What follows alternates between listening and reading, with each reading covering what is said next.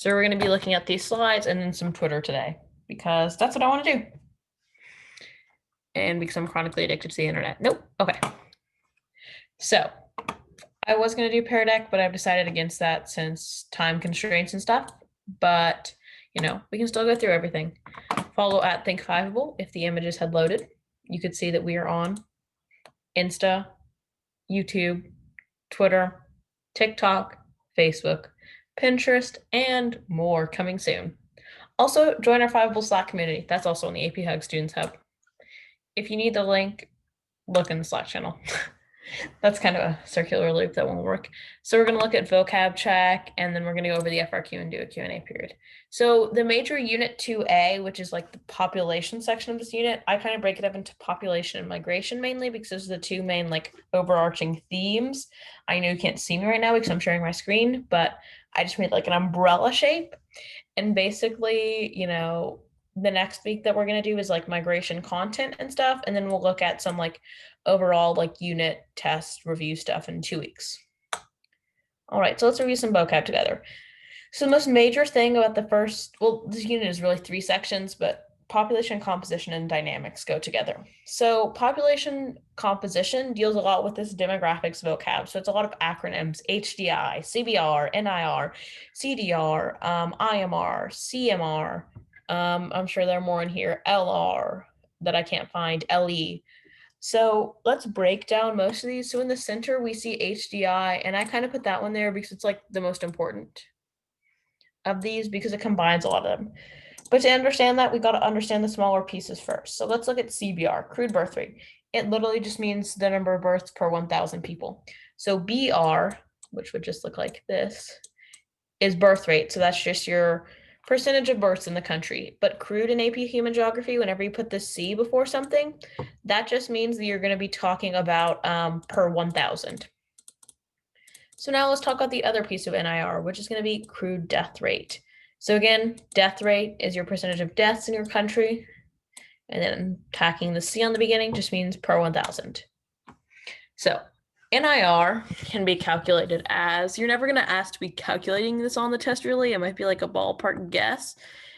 CBR minus CDR over 10. Now, a lot of people get confused by like subtraction and division at the same time and why they're divided by 10. But if you think about our definitions of CBR and CDR earlier, crude means per 1,000, and we want NIR to just be a percentage because it just means natural increase rate. So we want to see like how much is our population increasing on this graph right here. Like we want it to be like this, not that steep of a slope, but you get the point.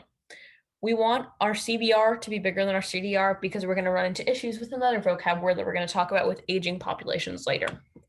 So the natural increase rate is crude birth rate minus crude death rate over 10. Now, if you really wanted to cut out all the division together, you could just say birth rate minus death rate.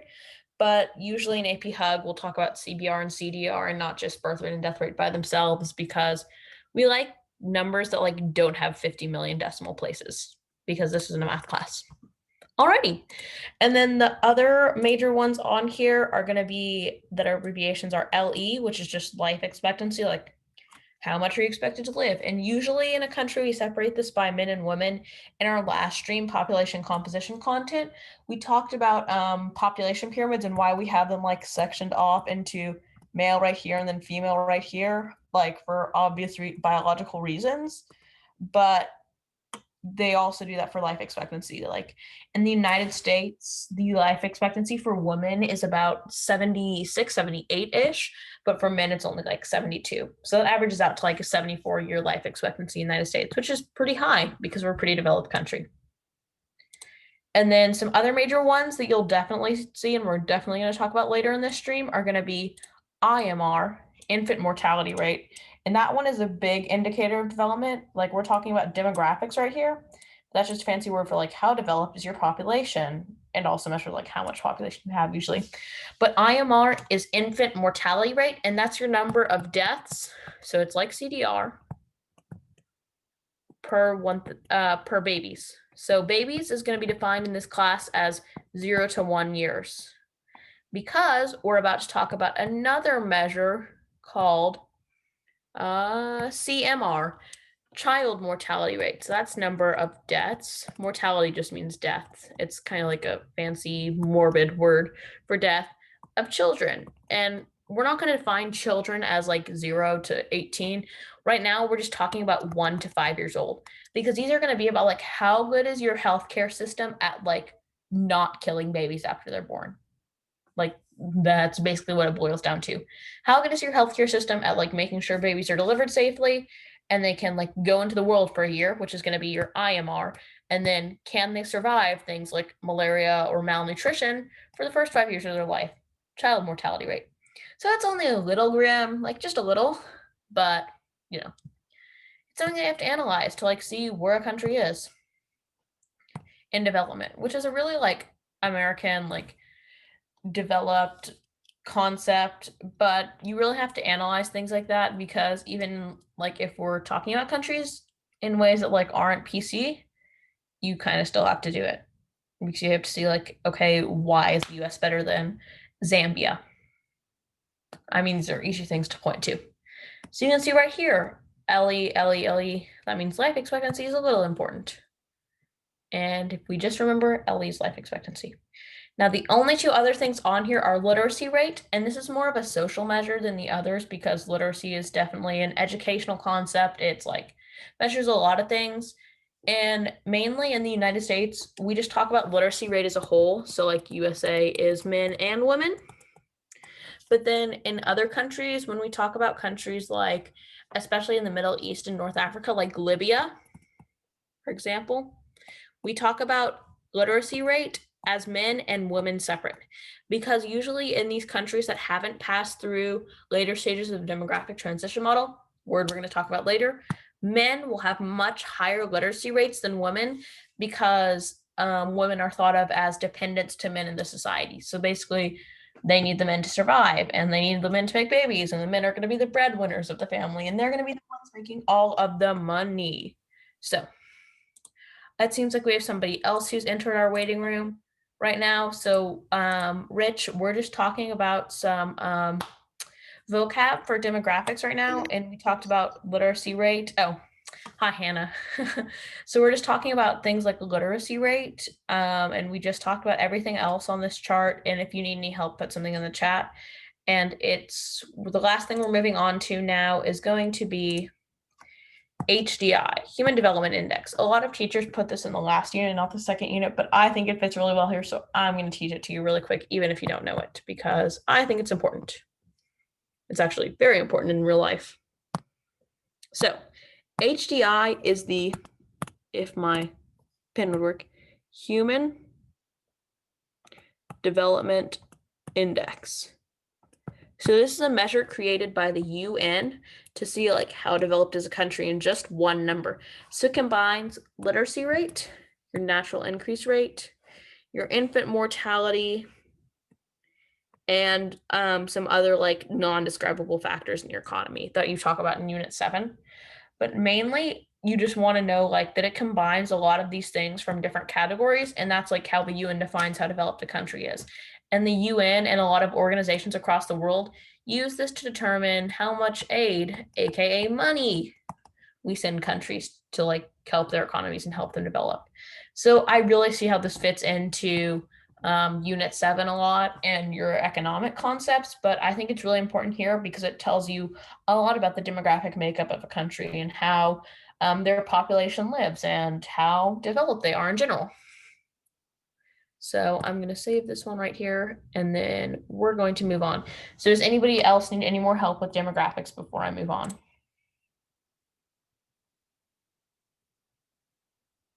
Okay, awesome. Stop me if you need anything. So vocab. So last week we talked about population pyramids.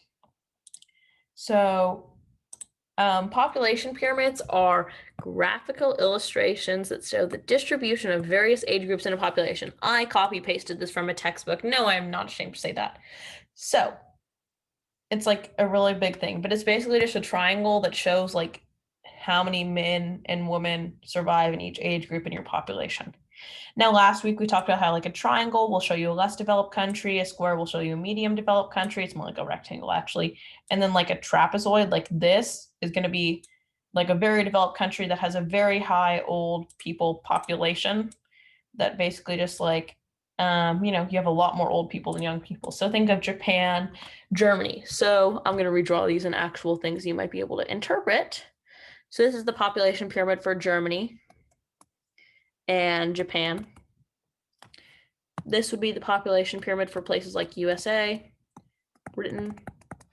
But then this is going to be the population pyramid for places like, I'm going to keep using my example of Zambia, Libya, and even places like India, because they have a rapidly growing population. They don't have a lot of old people because they have a lot of health issues with things like pollution and other factors like chronic diseases, but they have a lot of young people because there are a lot of families in India. Like if you've ever traveled to India, I don't know if either of you have, I actually haven't. This is a secondhand source, but you're going to see a lot of families and a lot of young children in India. So we define this as a population pyramid. So I'm going to put that right there. And then this is a stage 1. So we talked about how this is like a late stage, and the demographic transition model has arguably 5 or 4 stages. So this would be a stage 5-4.5 for people who don't believe there are 5 stages, which if you ever take APES, like they talk about it as 4 stages, don't know why. This would be a stage 4 - a late 3, so 3.5. And then there are no countries in stage 1. So like stage 1 only exists in like far off Amazon tribes. Like you don't actually see it a lot in the real world. I mean, of course, like Amazonian tribes and the rural Chad areas are the real world, but it's not going to be a whole country. And then this is going to be 2 to early stage 3. So I'm going to call it 3.0. 3.5 just means late. So if we look at this, we see that it's like stage 2 to 3.0. So just to be on the safe side, because stage 3 can be a pretty developed country, like China, for example, we're just going to call it stage 2 to be safe. Boom. So that was a really quick review of population pyramids. If you weren't here last week, I totally recommend that you watch that section of the replay. It's like 10 minutes, maybe, and that'll help clear up some confusion there. Alrighty, so I'm only going to go for a few more things right now before we start. TFR, this one is just another vocab word, like a demographic thing. Total fertility rate. So it just shows how many babies a woman will have. If this graphic did not help you describe it right here, it's a pregnant woman. So this one is going to tell you how many babies a mother's going to have. And 1 second, please, while I clear this random notification off my dashboard that will not go away. So here, we talked about how population pyramids of like less developed countries, which we can see up here, are triangles, and they're like stage 1-2-3, I mean. And then these later stage countries are going to look like a trapezoid, and they're going to be stage 4 and 5. And then we can see that, like, wow, all of these countries that are pretty developed, like the USA, Japan, Germany, Spain, they have low fertility rates. But then countries like Uganda, Afghanistan, Mali, Somalia, they have really high total fertility rates. Now let's think of this like in context. Our definition is number of babies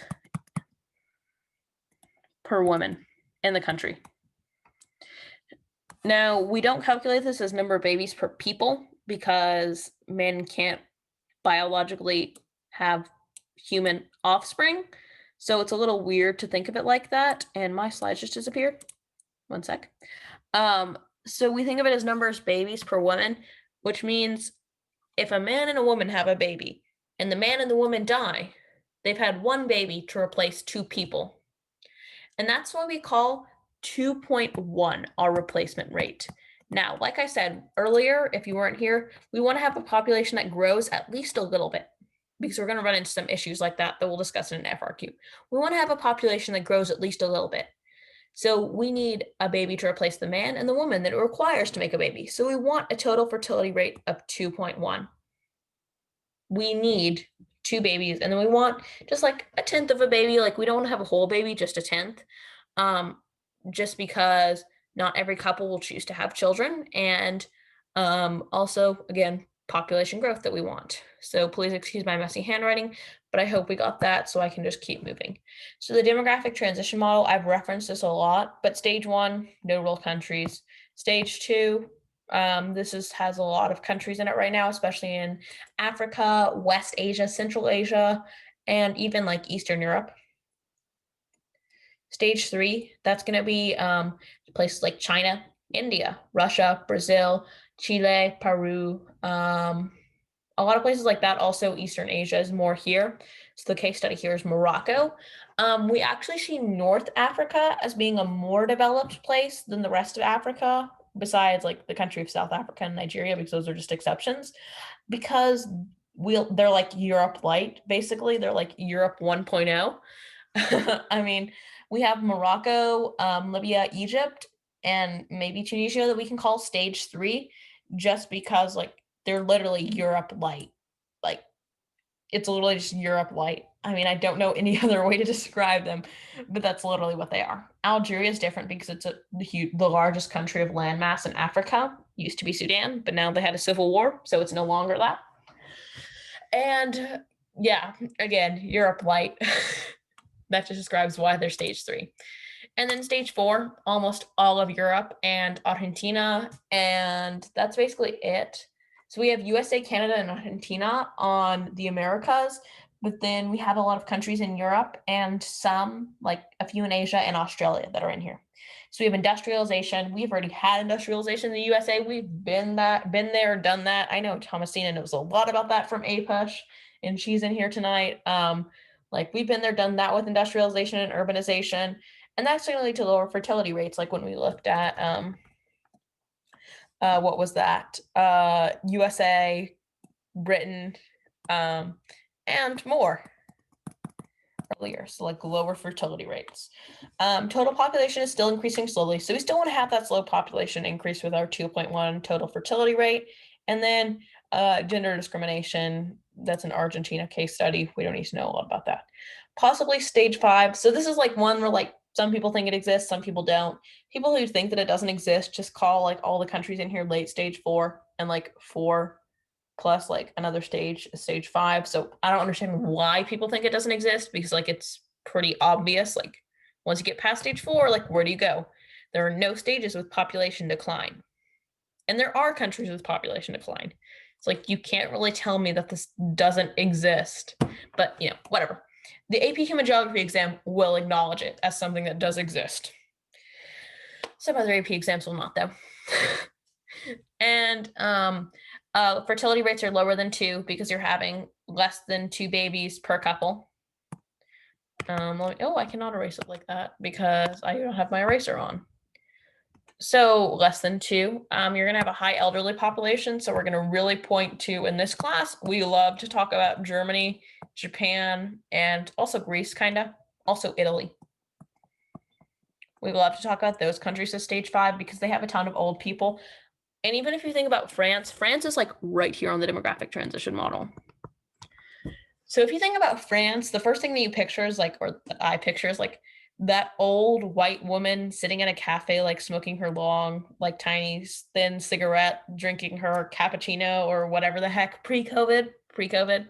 So I don't know. That's just how I always picture France. Very like prejudicial, very not PC, but it's okay. It's okay. I'm being honest. And basically we see things in that, like Germany, we see a lot of old people from Germany, which I think post World War II. We see a lot of old people in Japan because in Asia, they have lots of respect for their elders. If we go all the way back in AP World History, you'll probably take that sometime in high school. We can look at places like the Yuan Dynasty and the Song Dynasty, where like you see a lot of Confucius is the person who created the religion Confucianism. Fun fact of the day. So Confucianism is basically like there's a lot of respect for your elders, and there's a lot of respect, like dependency of the woman on the man, which we see a lot in early history.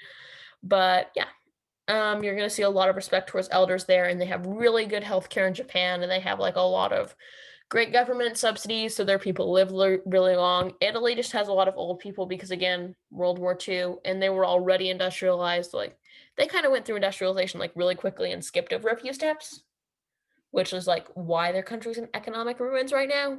But you know, they don't like to acknowledge that. So we're going to ignore it too. Okay. So there are some criticisms of the DTM. Last week we looked at the slide about Thomas Malthus. It's just good to always like review this because he says population grows. So we're going to say, woohoo, population grows. You know, we want to have population growth, hence our 2.1 fertility rate. And today in the world, we like to reject Malthus a lot, but really, like, he said a lot of the right things. He just said them in the wrong order. But, you know, we like to reject a lot of things in today's society that are half right. So I'm going to get a sip of water because I've been talking for 32 minutes straight. So give me one moment, please.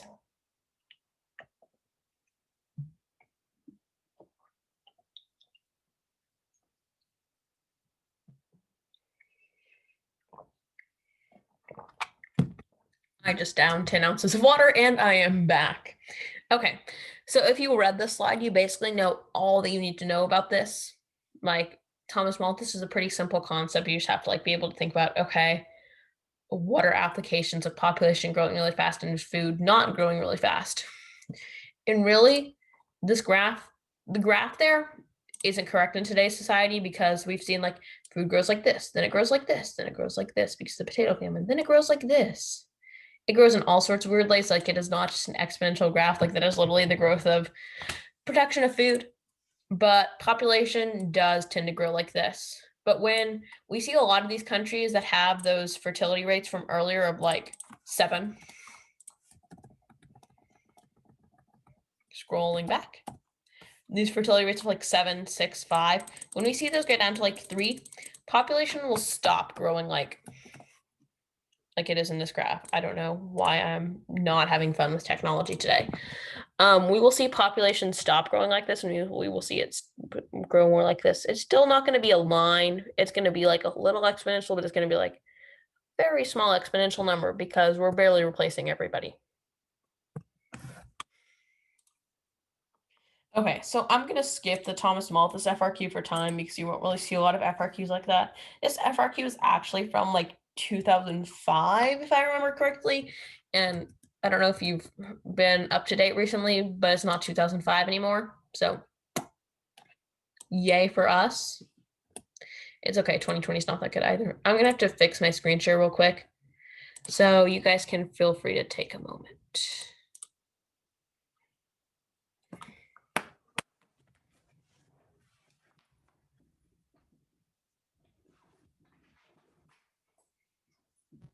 So I was going to do a peer deck, but I realized there are only like 5 to 10 people max that come to this room. We don't even have that many tonight. So probably not a good idea to do a peer deck. We don't need to. So we're just going to look at this FRQ together.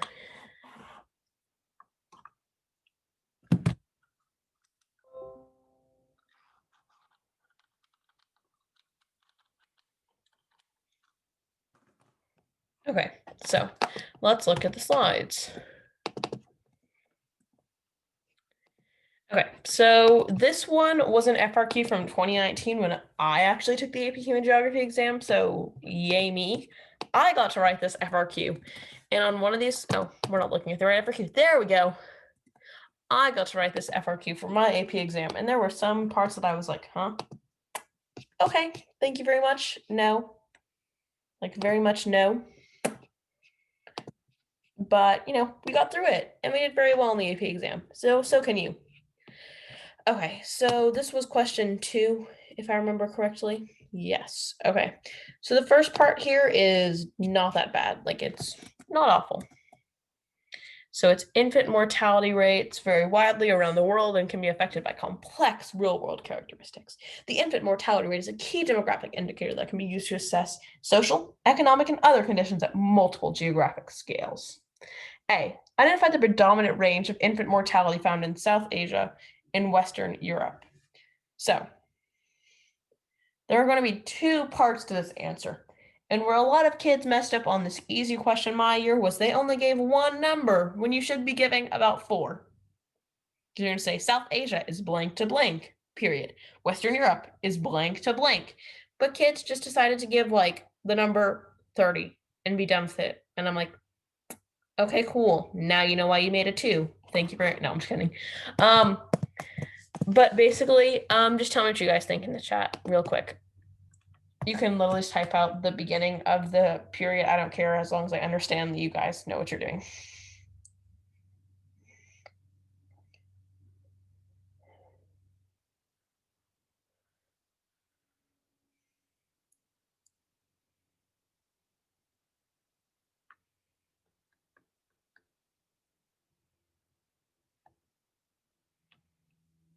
Okay, yeah, so I have them in private chats here, but the predominant range of infant mortality found in South Asia is going to be 30 to 59, correct? And Western Europe is 2 to 14. So we really want a low infant mortality rate, because a high infant mortality rate means lots of babies are dying when they're delivered in the hospital. Not a good thing. Not a good thing at all.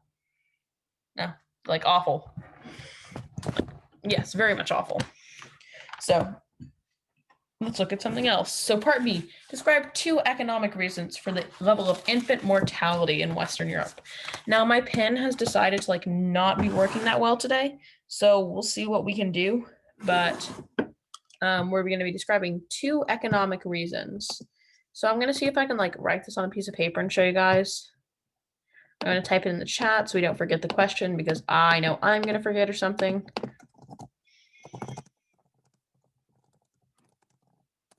So think of it and tell me if you have any suggestions that I should write about.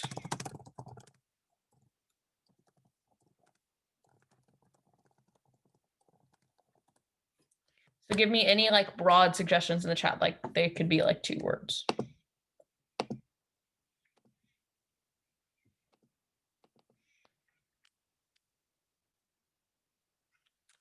So that's not working.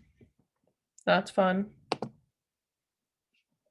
One moment, por favor.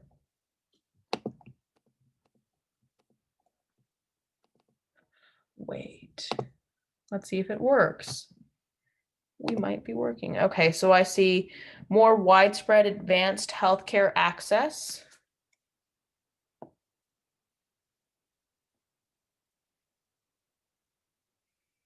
Let's see, it looks like it's about to be working. Yay, okay. So we can now see my camera. Woohoo. Okay, so I see more advanced widespread healthcare access from Hannah. Thank you very much for that. So healthcare access.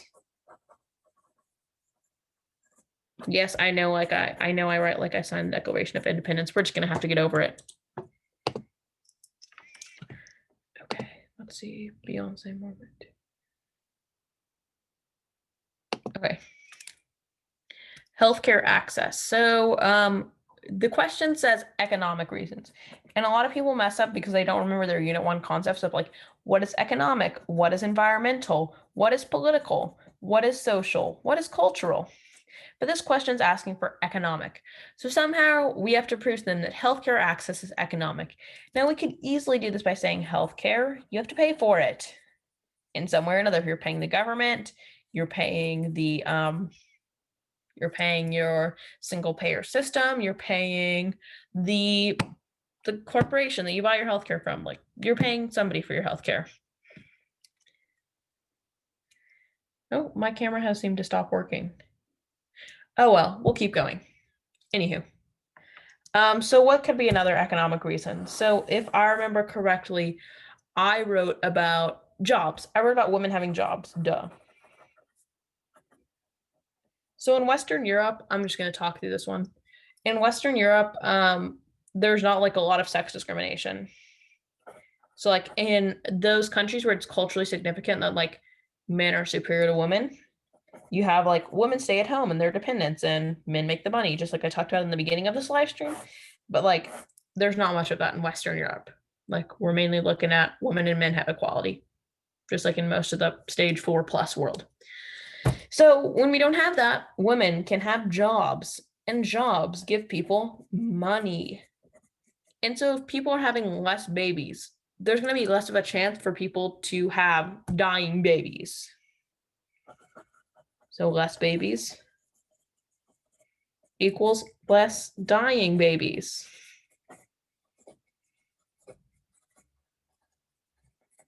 And if we cancel out our common factors of the equation of babies, we have less equals less dying. Nothing equals dying. Duh. Okay. Whatever. This is not a math class. I'm having fun. So those are two economic reasons. So we have jobs, which give people money, and healthcare access means better hospitals, but healthcare costs money. So that's why it's an economic reason. So this is kind of our part B right here. So now let's talk about part C. So part C, this one's easier to know after you know Unit 7, because in Unit 7, you talk a lot about the Sustainable Development Goals. We don't talk about them a lot. You talk about them a little in your measures of development that you see a lot in Unit 2 too. But these are just two of them. So quality education. So how can quality education lower infant mortality rate? Well, quality education, let's think college. And I would draw like the thinking emoji here, but I don't know how to draw. So it's gonna be your thinking emoji. So college. So college is a quality education. And what can you do with a college degree? You can get a job. Wait, didn't we just talk about jobs? Oh yeah. When women can get jobs, there's less infant mortality. And when women get jobs, they're less focused on having babies. And when they're less focused on having babies, we have less babies, which means less dying babies, which is a great thing. So number 2, clean water and sanitation. Now this one's a little trickier because you have to actually like think about, okay, what do these countries in Europe have that these countries in South Asia don't have? Well, South Asia has a lot of population density. Bangladesh and India are two of the most populated places on the planet. Like their population densities are super high. For scale, Bangladesh has like a really low physiological population density, but Bangladesh is the size of Iowa. Bangladesh has the population of New York City. Think about that for scale. That whole country has a population density in the space of Iowa with a number of people greater than New York City. It's astounding how much population density they have. And they don't have access to a lot of clean water. So without clean water, it's hard to give birth cleanly. Because in a lot of these places without like really developed healthcare systems, like, okay, I go to undergrad for 4 years and then I go to med school for 3 years, then I do a residency for 2 years, and then I do my fellowship, and then I can be an OBGYN and deliver babies. Yeah, they don't really have that in Bangladesh. So a lot of women give birth in their home. So we have a lot of home births, and it's not the cutest thing in the world. I mean, yeah. So they need a lot of like water to clean up the mess. And so you kind of have to have clean water to be able to have healthcare safely. So you could really talk about it that way. There's just a lot more writing involved than like you need clean water to have a clean birth if you're going to have a home birth in a less developed country. And in this question, if we read it, we're talking about infant mortality in South Asia. So that's going to impact us a lot. So do we all understand what we're talking about there? Just do the answers to these FRQs that I just gave like make sense. Also, you're going to have about 22 minutes per FRQ on the AP exam because I think you have 3 FRQs and like 65 minutes-ish. And this one is a 1 stimulus FRQ, so you're supposed to take a little more time on it than your first FRQ. But is everybody good with my answers here? Like everything makes sense? Like these are valid conclusions. Harrison did not make any dumb mistakes. Waiting for confirmation in the chat.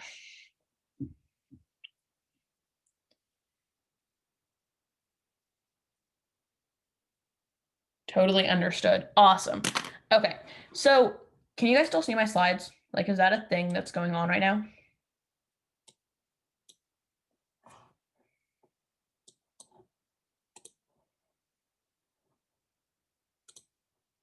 Okay, you see my camera, not my slides. That's wonderful. Okay.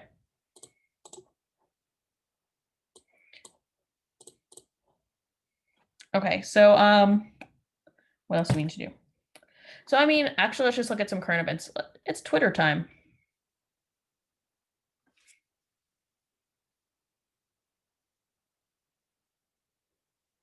Twitter. Okay. So is my phone screen big enough for you guys to like actually see things, or should I kind of try to do this on my laptop? Looks good. Awesome. Okay. So I'm going to actually close out of my presentation right here so I can actually see my phone screen too. Okay. So there's this wonderful Twitter account called AP Human Geography, and it's really just like posting a ton of current events that relate to human geography, and the @ is APGeo216 if you have Twitter. I would very highly recommend following it because they have a ton of good content. And like, here's a story map of the Silk Road explaining GIS in Unit 1. Here is the median age over the last 70 years in every region. So that's going to be basically half of what your life expectancy is, because 70 years is the general life expectancy around the world right now. 7 Bavarian villages that'll make you feel like you're in Germany. So that's relating to the concept of like place in Unit 1 and Unit 3 mainly. There's some other great human geography resources, like what are the population of these countries going to be? So this one is a really good article. So we haven't really talked a lot about population policies today, but this is a great time to do it.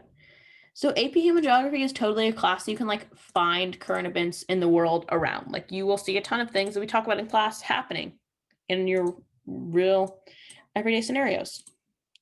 So why don't we talk about them, some of them, because why do we have to make things boring? We can make them fun. So in Australia right now, there's a really big like controversy split between how to have policies for population growth.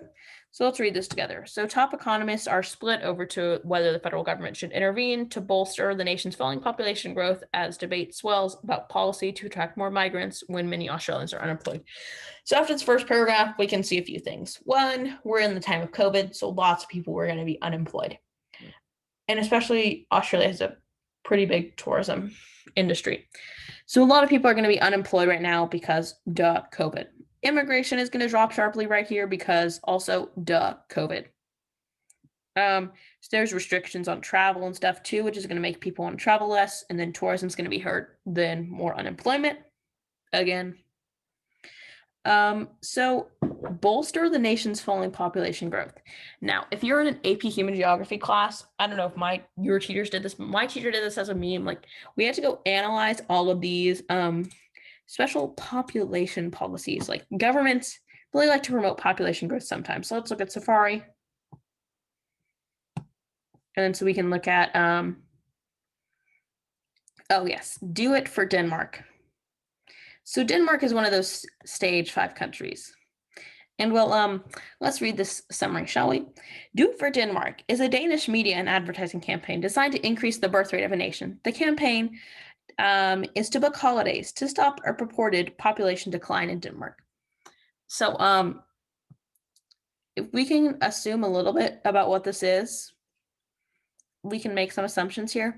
They want you to do it for Denmark to have babies. So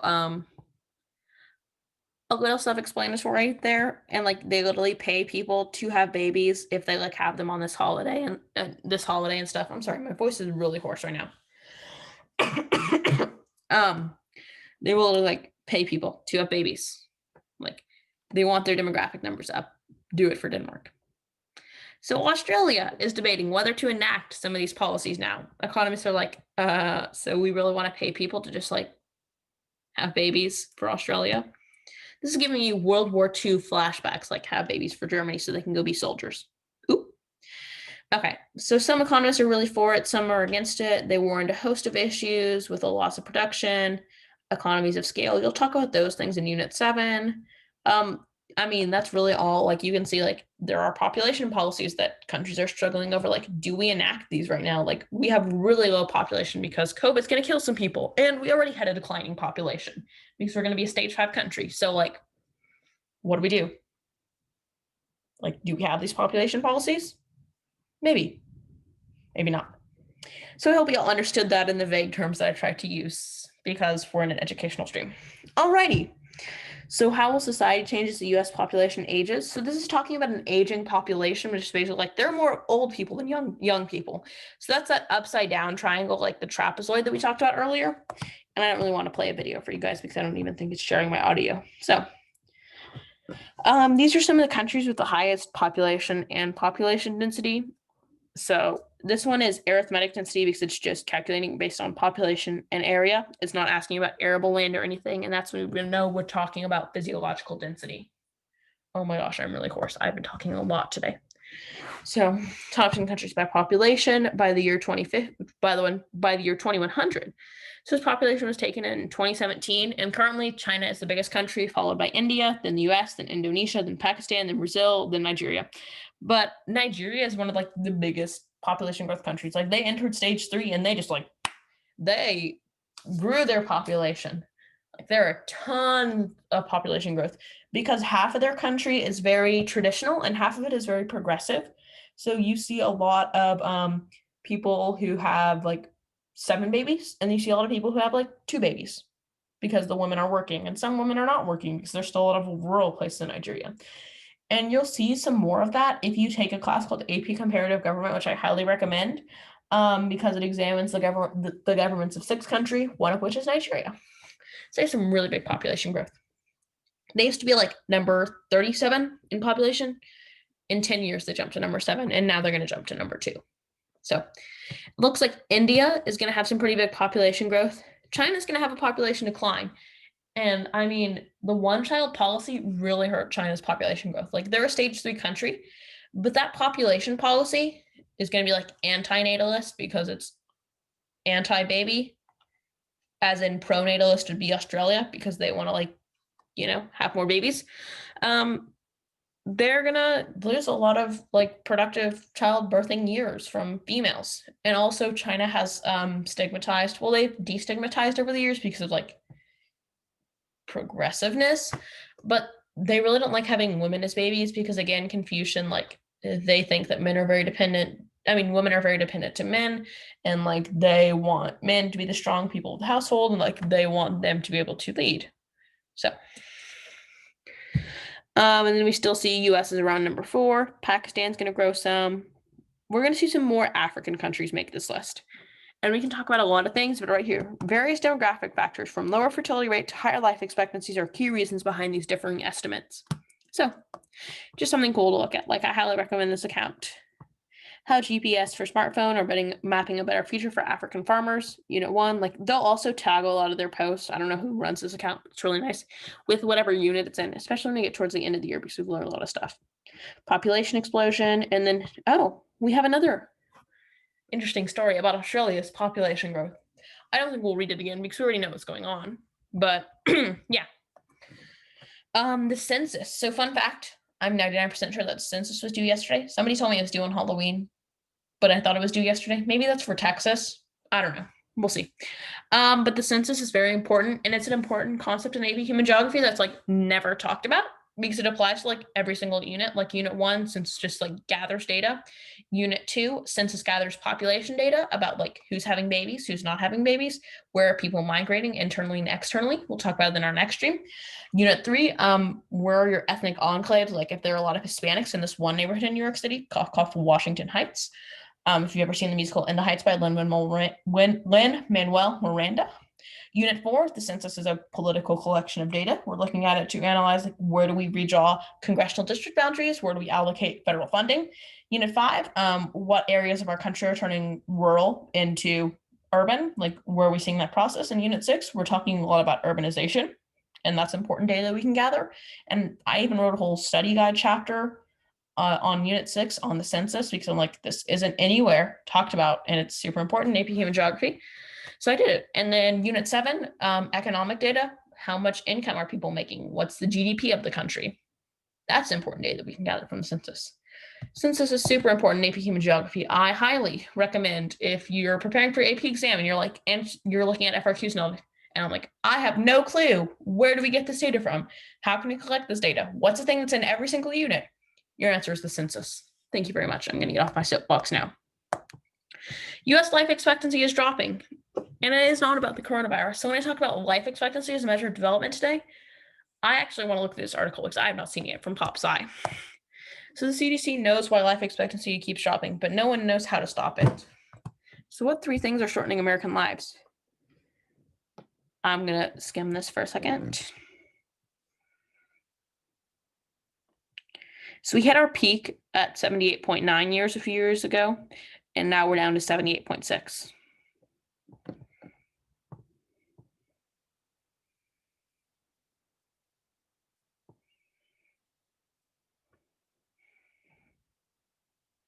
So it was going up after world wars, after the baby boom, but now it's going down. Oh, that's an interesting graph if you guys can see it there. I don't know if you can, but like it was rising until very recently when it's starting to decline, but it's staying steady a little bit right now. What are the three things? Drug overdoses, chronic liver disease, and suicide. So without even reading anything more in my knowledge of modern medicine, you don't have to know. Drug overdoses, that's just becoming a very prevalent thing in society. Drugs are very bad for you. Don't do drugs. You heard it in elementary school. Gonna tell you again, don't do drugs. Drugs are bad for you. But that's increasingly common in youth and millennials and younger. And I think that that's going to become a killer in our life expectancy soon. Definitely no pun intended there, like no pun intended, I promise. Chronic liver disease. Okay, so we can attribute that to alcoholism. Thomasina, APHUG, knows about the temperance movement and Mothers Against Drunk Driving and teens drinking, those movements in the progressive era. But I mean, I think we're going to see a rise of it again, personally, just because if we're having chronic liver disease this bad, that means we're having so much alcoholism in this country that like it's causing people to die, which is not a good thing at all. Okay, let's see. What else? So we can talk about the last one, which is suicide. Again, another like trend that should not be a trend of people committing suicide, but I guess it's like lower happiness indexes. I have no clue on this one. Like I'm stumped. Like, why are more people committing suicide? I don't know. You guys can tell me.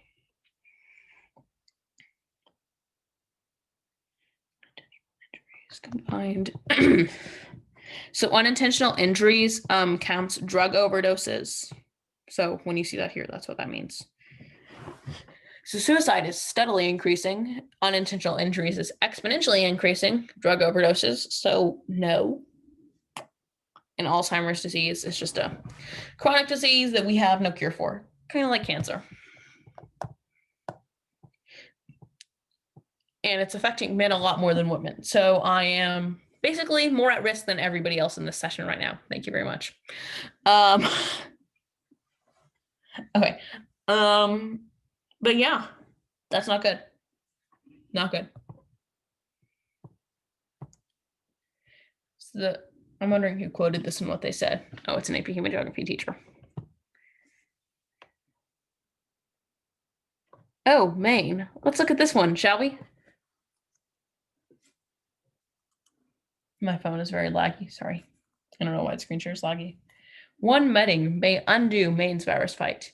This one doesn't really relate to anything, so never mind. Not AP Human Geography. Yeah, so those are all the population ones recently because all of these are about Unit 1 I'm looking at. So I'm going to stop my screen share. And I'm going to pop back in here. Okay, so I think I'm about to get booted because the AP Bio live stream is going to start like now-ish. So have a great night. Bye, guys. And if you have any questions, DM me in Slack, put it in the Slack channel. I'm sure other people want to hear what you have to say. Does anybody have any questions from tonight? We have like 30 seconds. If not, then just like say no in the chat, just that I know.